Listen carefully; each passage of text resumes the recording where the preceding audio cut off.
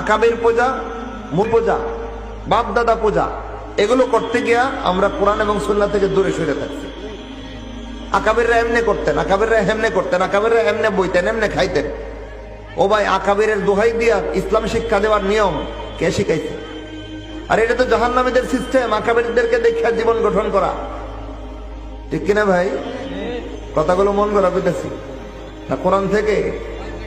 আকাবির, বাপ দাদা, ফরদাদা, এর উপরস্থ পূর্বপুরুষ লেভেলের বড়দেরকে দেখে দেখে নিজের জীবন গঠন করা, এটা জান্নাতীদের স্বভাব নয়, জাহান্নামীদের স্বভাব।